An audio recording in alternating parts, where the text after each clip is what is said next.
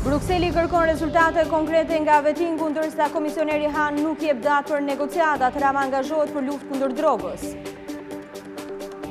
Kryeministrat e Ballkanit takohen në Durrës, diskutohet tregu rajonal ekonomik, plani i veprimit me 115 pika ndryshon lëvizjen e mavrave dhe shërbimeve. Autobusi i linjës Prizren-Tiranë përfshihet nga flakët, fatmirësisht pasagerët zbresin në kohë dhe u shpëtojnë flakëve shkak i ngjarjes defekti në motor. Popullsia shqiptare në depresion, një nga 3 persona vuan nga sëmundja, problem rritja e rasteve dhe të moshat e reja që zgjedhin të vetkurohen.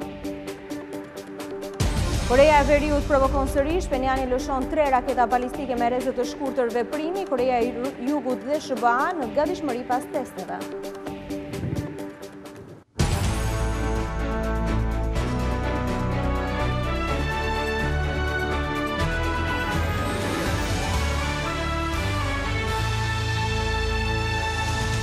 Mbrëma zonja dhe Zotrin do t'jemi së bashku në edicionin qendror të lajmeve këtu në ekranin e Vizion Plus. Bashkimi Evropian pret rezultate konkrete nga vetingu si kusht kryesor për integrimin, por në takimin e kryeministrave të rajonit në Durrës, komisioneri për zgjerim Johannes Hahn nuk dha asnjë datë për çeljen e negociatave, ndërsa kryeministri Rama u angazhua për të gjitha reformat e sidomos për luftën kundër drogës. Dy zyrtarët e lartë pohuan gjithashtu se shqiptarët nuk kanë shanse të fitojnë azil në Europë. Komisioneri për zgjerimin Johannes Hahn nuk ka përcaktuar një datë për hapjen e negociatave për antarësimin e Shqipërisë në Bashkimin Evropian, duke theksuar se cilësia e procesit të integrimit është e rëndësishme, jo shpejtësia. Pas takimit informal të kryeministrave të Ballkanit Perëndimor në Durrës, gjatë deklaratës së përbashkët me kryeministrin Edi Rama, komisioneri theksoi se Brukseli pret nga qeveria e re rezultate në zbatimin e reformës në drejtësi, e veçanërisht vetingut. E Tirana zyrtare duhet të punojë që raporti i Komisionit Evropian pranverën e ardhshme të jap një rekomandim pozitiv. Fair, transparent elections. Zgjedhjet e lira dhe transparente ishin një prej kushteve për të ecur përpara. Tani që ka një rezultat të qartë, i cili ndoshta nuk pritej nga shumë, por gjithashtu është një mundësi sepse nuk ka më justifikime. Ka vendime të qarta politike, vendime të marra nga votuesit e tani ne mund të ecim me fazën e zbatimit. Dhe shumë shpejt ne do të shohim rezultatet e para konkrete për sa i takon procesit të famshëm të vetingut. U tha edhe nga kryeministri se ka patur progres të admirueshëm në luftën kundër kultivimit të drogës dhe trafiqeve. Synimi ynë është që të punojmë me qeverinë shqiptare për disa prej këtyre elementeve kyç, përfshi dhe 5 prioritetet. E di që ka interes kur do të jepet rekomandimi pozitiv, por edhe një herë, unë nuk dua të them apo të caktoj një datë, sepse ka të bëjë me zgjuarsinë politike për të hedhur hapat e duhur në kohën e duhur, në mënyrë që të pasohet me një raport nga ana e komisionit, i cili do të pranohet nga vendet anëtare në momentin e duhur.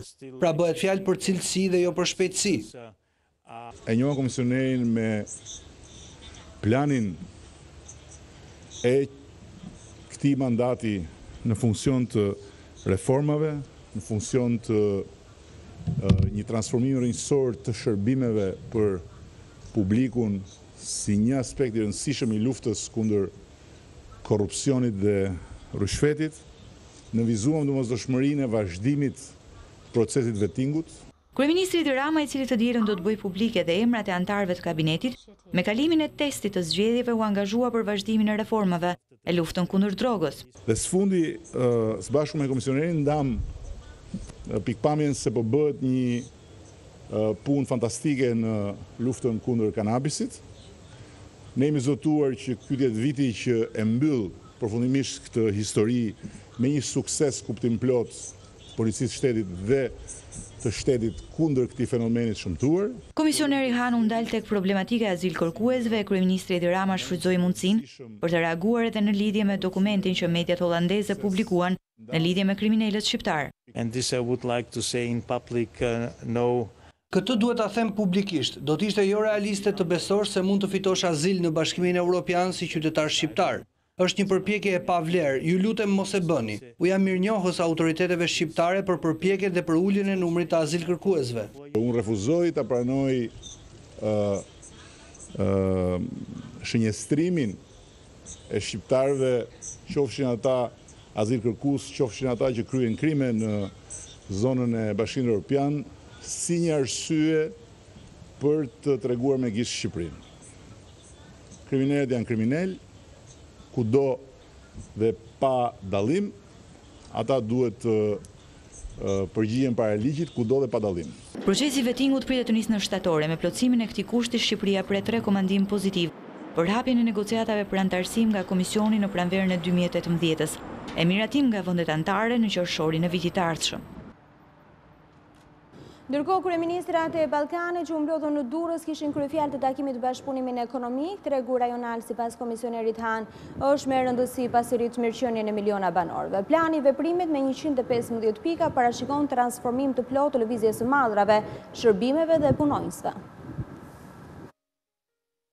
Durrësi mblodhi kryeministrat e 6 vendeve të Ballkanit Perëndimor dhe komisionerin për zgjerimin evropian Johannes Hahn, si dhe zëvendës presidentin e Bankës Botërore për Europën dhe Azinë Qendrore Cyril Müller për të diskutuar rreth zonës ekonomike rajonale, për cilën u vendos në samitin e Triestes. Komisioneri Hahn u kujtoi vendeve të rajonit se bashkëpunimi mes tyre dhe reformat nuk duhen thjesht për antarësimin në BE, por së pari për të rritur mirëqenien e qytetarëve.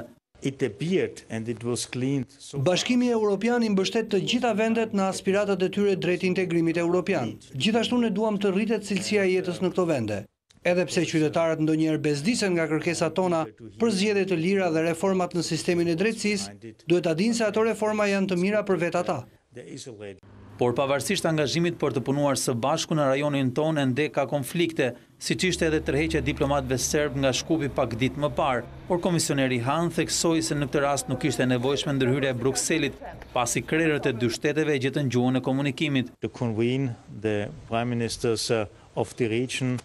U shfaq dhe u qartësua kaq shpejt sa nuk pati kohë që ne të përfshiheshim, nuk pati nevojë që ne të përfshiheshim. Unë jam i interesuar të dëgjoj pak më shumë çfarë fshihet pas kësaj ngjarjeje, por në çdo rast është një gjë e mirë që liderët e dy vendeve zhvilluan një bisedë telefonike për të diskutuar këtë çështje. Unë i përkas grupit që sheh gotën gjysmë plot e jo gotën gjysmë bosh. Prandaj e shoh për mënyrën se si u zgjidh një zhvillim pozitiv në rajon, por shpresoj që ngjarje të tilla të evitohen në të ardhmen. Kemi një plan veprimi me rreth 115 pika në funksion të një transformimi rrëjsor në kuadrin e lëvizjes madrave, të shërbimeve, të kapitalit, të punonjësve të kualifikuar, që do bëjë rajonin shumë më tërheqës për investime, shumë fleksibël për shkëmbimet e brendshme tregtare, duke përshpejtuar afrimin me Bashkimin Evropian dhe njëkohësisht duke përshpejtuar ritmet e rritjes ekonomike dhe të mirëqenies. Siç theksoi dhe në një postim në rrjetet sociale, komisioneri për zgjerimin Johannes Hahn, integrimi ekonomik rajonal nuk është një alternativë për hyrjen në BE, por është një plotësues i dobishëm. Lideri i opozitës Lulzim Basha ka reaguar në rrjetet sociale për deklaratat e kryeministrit Edi Rama në lidhje me azilkërkuesit. Sipas Bashës, shqiptarët largohen nga vendi për shkak të varfërisë dhe për të shpëtuar nga droga e krimi. Rama vetë nuk është komentator, ai është në fakt përgjegjësi kryesor për eksodin masiv të shqiptarëve, për krimin e veshur me pushtet dhe për Shqipërinë e mbushur me drogë, shkruan lideri i opozitës Basha. Takimi informal i 6 kryeministrave të rajonit në Durrës është shoqëruar me masa të forta të policisë për të parandaluar ndonjë akt të mundshëm terrorist.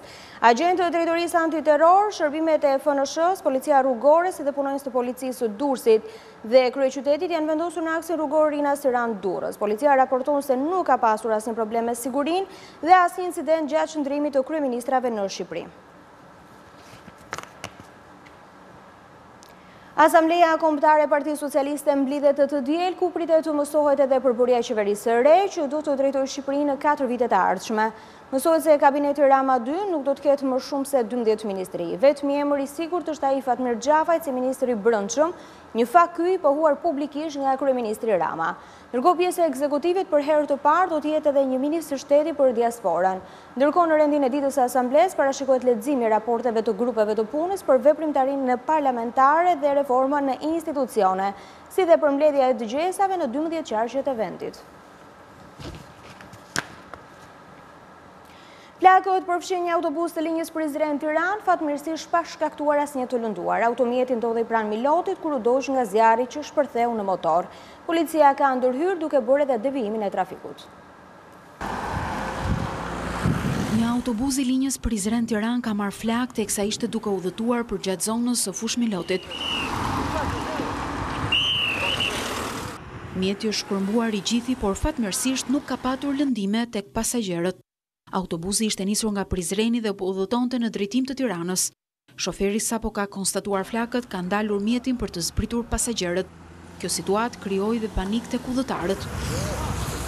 Shkova kam pa ku është ndal, ka pas pak ty mbrava. Hapën dyrë, dolin pasagjerët gjithë, morën komplet çanta që kishin mbrapa. Edhe ikën. U larguan nga sjarri. Pastaj filloi autobusi u ndeza vash nga motori mbrapa. Jo, kanë vurë. Patjetër. Se autobusi ishte me tym që atje, shumë pak. Pastaj dalum tuan. Nga të dhënat e para mësohet se shkaki i ngjarjes është bërë një defekt në motor. Policia ndërkohë njoftoi se është bërë devimi i qarkullimit në aksin e vjetër rrugor Milot Lezhë dhe Milot Laç.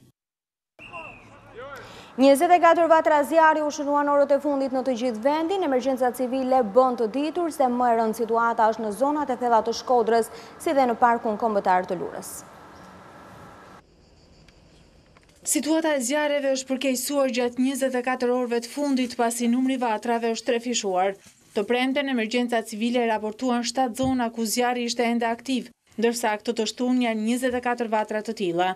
Flakët vijojnë të shkrumbojnë pyjet në zonat e thella malore të rretheve Shkodër, Dibër, por edhe në zonat fushore të Lezhës dhe Fierit. Terreni thyrë në disa raste si dhe era e fortë kanë favorizuar përhapjen e flakëve duke përfshirë edhe një pjesë të zonës pyjore të fshatit Gusht të Shkodrës. Si pasojë është djegur një sipërfaqe konsiderueshme me pyll pishe. Ndërkohë në parkun kombëtar të Lurës, në zonën e liçenit të zi dhe liçenit të madh, janë disa vatra zjarri të cilat prej disa ditësh nuk po shuhen. Situata e vështirë u raportua edhe nga fshati Perlat qendër i Lezhës. Zjarri rënë në një terren të thyrë ka asfiksuar një banor të zonës, i cili po mundohej të shpëtonte banesën e tij nga flakët. Emergjenca civile bëjnë me dije se për shuarin e zjarreve janë angazhuar 135 punonjës, 16 automjete, si dhe 80 forca ushtarake. Alarm nga sulme terroriste në Bruksel dhe në Londër, 2 persona qëllojnë oficerët e policisë me thika duke lënë disa të plagosur, por neutralizohen në kohë. Një uragan godet të Teksasin, erat e fuqishme sjetin zhvendosjen e mira personave, autoritetet bëjnë apel të bëhet kujdes nga përmbytjet.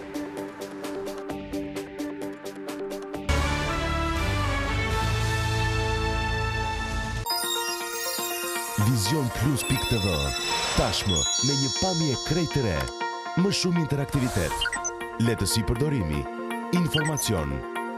Vizion Plus.tv do t'jetë faqa ku do t'informojnë mbi gjithçka ndodh në kohë reale, në vende në botë. Kliko Vizion Plus.tv. Hapësirë pafund, informimi dhe argëtimi. Depresioni po përhapet në mënyrë të frikshme te shqiptarët, 1 në 3 vetë sipas mjekëve vuan nga çrregullimet të kësaj natyre. Më problematike janë rastet e të rinjve që zgjedhin të vetkurohen, madje duke krijuar dhe varësi nga ilaçet.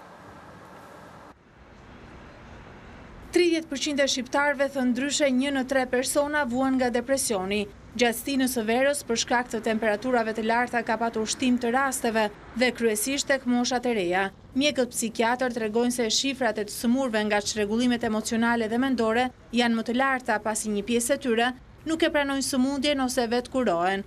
Mjekja Irena Thoma tregon shenjat e para të shfaqjes së depresionit. Dihet që në periudhën e verës dhe në periudhën e dimrit ka ndryshime të gjendjes emocionale dhe rritje të numrit të shqetësimeve. Askush nuk është imunizuar nga problemet e shëndetit mendor, që duhet të shqetësojë individët kur shfaqet një lloj pagjumësie e zgjatur, një ulje e oreksit, një gjendje e keqe në organizëm, një gjendje jo e mirë emocionale, mërzitje e thellë pa ndonjë shkak të jashtëm. Individ vrapojnë nëpër mjek të ndryshëm të patologjisë interne për të shpjeguar simptomat e tyre fizike dhe pasi rezulton që nuk ka asnjë problem organik, mund të dyshohet se shqetësimet mund të jenë me origjinë psikogjene. Shkaqet e depresionit janë nga më të ndryshmet, por kryesisht stresi, faktorët genetik, social dhe ekonomik. Vitet e fundit, mjekët po përballen me një problem edhe më shqetësues. Gati gjysma e sëmurëve me depresion nuk i drejtohen specialistit, por farmacive, për të marrë shqetësues të ndryshëm. Kjo ka shkaktuar varësi dhe rëndim të gjendjes së tyre. Për shkak të stigmës, faktit që vështirësohen për të kontaktuar me specialistë të kësaj fushë, detyrojnë të marrin mbarna në farmaci. dhe kryesisht u jepen barna të cilat shkaktojnë varësi. Ato barna janë një lloj sikur individi të merrte drogat. Sipas psikiatrëve, depresioni është i kurueshëm nëse trajtohet në kohë dhe sipas udhëzimeve të mjekëve. Policia ka zbardhur tentativën për të trafikuar armë nëpërmjet aeroportit të Rinasit. Pas dite forcat e policisë kanë njoftuar se është arrestuar një prej autorëve, 32 vjeçari nga Shijaku, Sajmir Cullhaj, ndërkohë që një person tjetër është shpallur në kërkim. Arrestohet Sajmir Cullhaj, një prej personave që tentuan të trafikonin armë nëpërmjet aeroportit të Rinasit drejt Londrës, ndërkohë që policia ka shpallur në kërkim edhe një qytetar nga Durrësi, 47 vjeç. Pas ditën e së shtunës, policia ka njoftuar se është zbardhur tentativa për trafik ndërkombëtar të armëve. Sipas policisë, 32 vjeçari Cullhaj dhe 47 vjeçari nga Durrësi, në datën 23 gusht, kanë bërë dërgimin e 3 pakove me një prej agjensive të dërgesave postare, të cilat janë zbuluar gjatë skanimit në aeroportin Nën Tereza.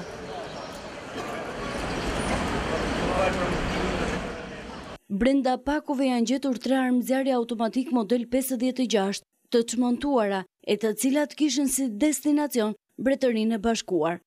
Policia njofton se në momentin e kapjes, Sajmir Cullhajt ju gjet një sasi prej 220 gram lëndë e dyshuar si narkotik e llojit marijuan çokoladë. Policia ndërkaq ka kontrolluar edhe banesën e 47 vjeçarit të shpallur në kërkim, ku ka gjetur një sasi prej 4.5 kg lëndë narkotike, si dhe 32 bim narkotike të dyshuar si kanabis sativa.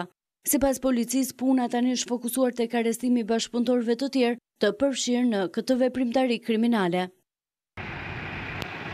Një operacion antidrog ka zbuluar 27 thnas kanabis në Gjirokastër. Sipas policisë janë sekuestruar 146 kg lëndë narkotike, e cila u gjet pas ditën e të premtes në fshatin Golem të Gjirokastrës. Droga ishte lënë në një ambient të hapur, ndërsa policia dyshon se ajo do të dërgohej drejt shtetit grek nëpërmjet kufirit toksor. Autorët e kishin braktisur lëndën narkotike pasi po ndiqeshin nga uniformat blu. Për kanabisin e kapur, policia nuk ka arrestuar asnjë autor të mundshëm. Bashkia e Tiranës po rikonstrukton rrugët e fshatit Mysheta, të cilat sipas Erion Veliaj do të jenë të njëjta me ato të qytetit, ndërhyrjet po bëhen në një zonë ku nuk ishte vendor prej 60 vjetësh. Infrastruktura e rrugëve të qytetit dhe atyre të fshatit tashmë nuk do të ketë asnjë dallim. Ky ka qenë premtimi i numrit 1 të Bashkisë së Tiranës Erion Veliaj, i cili inauguroi rrjetin e brendshëm të rrugëve në fshatin Mysheta në Krab. Pas investimit të parë që ne bëm në Krab, që lidh aksin e autostradës me Krabën, një investim i një rrugë kryesore që nuk ishte prekur me dorë prej 60 vitesh, tani kemi filluar në nivel kapilar dhe gjithë degëzimet e fshatrave të njësisë administrative Krab. Patjetër që jemi të gëzuar që qeveria qendrore po bën autostradën Tiranë-Elbasan, shkohet më shpejt nga Tirana në Elbasan, po kjo vjen edhe me një risk që i kthen shumë prej fshatrave dhe shumë prej vendbanimeve përreth autostradës në xhepa, e vetmja mënyrë se si ne mund ta shmangim këtë risk është që ne të vazhdojmë me këtë buqet investimesh në të gjithë rrugët kapilare, pra nga akset kryesore në fshatra dhe në lagjet e tyre. Sipas Veliajt, përveç investimeve në infrastrukturën rrugore, rëndësi e veçantë do t'i kushtohet edhe transportit publik. Lajmi i mirë është që po investojmë tek rrugët, po edhe tek mjetet e reja të transportit. Ne sapo kemi konfirmuar që këtë vjesht Tirana do të jetë një vend ku ne do të testojmë autobuset elektrik për herë të parë, për të parë se si përgjigjen me parametra të rrugëve të Tiranës, të motit, të temperaturës dhe të distancave të linjave tona autobuset elektrik, dhe me të kaluar me sukses periudhën e testimit, ne do të bëjmë porosit për të siguruar që Tirana është avangard në Europën juglindore, kur vjen puna dhe tek cilësia e transportit, po sigurisht edhe tek infrastruktura që na mundson transportit. Ndërhyrje të tilla, sipas Veliajt, do të ketë në të gjitha zonat rurale të Tiranës. Një tërmet i lehtë është ndjerë në orët e para të së shtunës në qytetin bregdetar të Sarandës. Sipas Institutit të Gjeoshkencës, tërmeti 2.9 balë shkallës Richter është shënuar në orën 2:22 minuta pas mesnatë. Tërmeti ka patur si epicentër fshatin Frashta në rreth 5 kilometra në lindje të Sarandës. Sipas të dhënave, nga lëkundjet nuk ka patur dëme materiale, por tërmeti krijoi panik te banorët dhe pushuesit e zonës. 2 sulme krijuan alarm në Bruksel dhe Londër. Agresorët mundun të plagosin oficerët e policisë, por janë neutralizuar në kohë. Brukseli u trondit sërish nga një sulm terrorist mbrëmjen e së premtes. Një burr i armatosur me hanxhar është qelluar dhe më pas ka ndruar jetë pasi sulmoi disa ushtarë në kryeqytetin belg.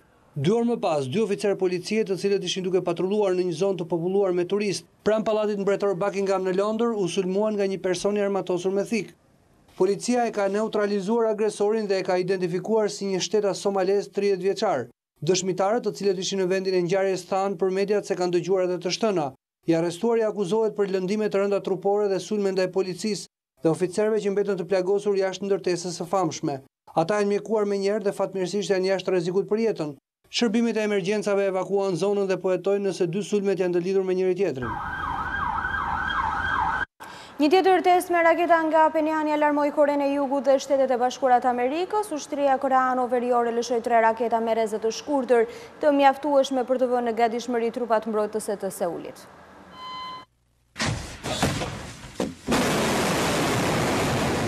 Korea e Veriut ka lëshuar 3 raketa balistike me rrezë të shkurtër veprimi mëngjesin e kësaj të shtune dhe pas paralajmërimeve të Shteteve të Bashkuara të Amerikës. Zyrtarët të Koresë së Jugut raportojnë se raketat u nisën nga një vend në krajinon Gangwon, në bregun e saj lindor dhe ranë në det. Ministria e Mbrojtjes së Koresë së Jugut tha për mediat se ushtria po mban një mbikëqyrje të ngushtë mbi Veriun për të përballuar provokimet të mëtejshme. Por si pas zyrtarëve të ushtrisë amerikane, hedhja raketave dyshohet se vjen si një përgjigje ndaj stërvitjes së përbashkët ushtarake mes SBA-s dhe Koresë së Jugut, ku marrin pjesë mijëra trupa paqëruajtës. Marrëdhëniet mes Penjanit dhe Washingtonit janë në kulmin e tensionit, i cili ka nisur një muaj më parë që kur Korea e Veriut testoi një raketë balistike ndërkontinentale. Paralajmërimet e SBA-s duket se nuk e kanë bindur Penjanin të ndalojë testimin e raketave me rrezë të largët. Pak javë më parë, Kim Jong-un kërcënoi se objektivi i ardhshëm nuk do të jetë vetëm baza më e madhe ushtarake amerikane në ishullin e Guamit në paqësor, por edhe kontinenti amerikan. Uragani Harvey ka goditur Teksasin në SBA, ndërsa mirabanor janë evakuar për të shpëtuar fuqisë së tij. Erat e forta kanë lënë pa energji mbi 200.000 shtëpi. Autoritetet u kanë bërë apel qytetarëve të tregojnë të kujdesshëm, sidomos nga përmbytjet. Mijëra persona janë evakuuar nga Teksasi për shkak të erave të forta dhe shiut që ka sjellë uragani Harvey. Stuhia e kategorisë së 4 pritet të jetë më e forta që godet Teksasin në 12 vitet e fundit. Deri më tani shpejtësia e erave arrin në 200 km/orë dhe po godet zonat bregdetare. Më shumë se 200.000 shtëpi kanë mbetur pa energji elektrike. Autoritetet i bëjnë thirrje banorëve të mbetur të largohen menjëherë për të shpëtuar uraganit dhe përmbytjeve. Deri më tani raportohet se vetëm disa të moshuar në një qendër azili nuk kanë mundur të largohen. Çatia e godinës së tyre është shembur, ndërsa ekipet e shpëtimit kanë shkuar në vendin e ngjarjes në përpjekje për t'i shpëtuar. Presidenti amerikan Donald Trump shpalli gjendjen e jashtëzakonshme, ndërsa guvernatori i Teksasit ka paralajmëruar përmbytje rekord në disa zona të caktuara. Qendra kombëtare e uraganeve parashikon se gjatë ditëve në vazhdim, niveli i detit pritet të rritet me 4 metra. Ata paralajmërojnë se zona e Houstonit rrezikohet nga përmbytjet vdekjepruese. Zonja dhe zotrin, kjo ishte gjithçka e përgatitur për edicionin qendror të lajmeve. Për më shumë informacione dhe në çdo kohë mund klikoni në adresën tonë të internetit si dhe në faqen tonë në Facebook. Bashkë do takojmë në edicionin e fundit informativ. Deri atëherë, shikim të këndshëm të programeve në vazhdim. Miropafshim.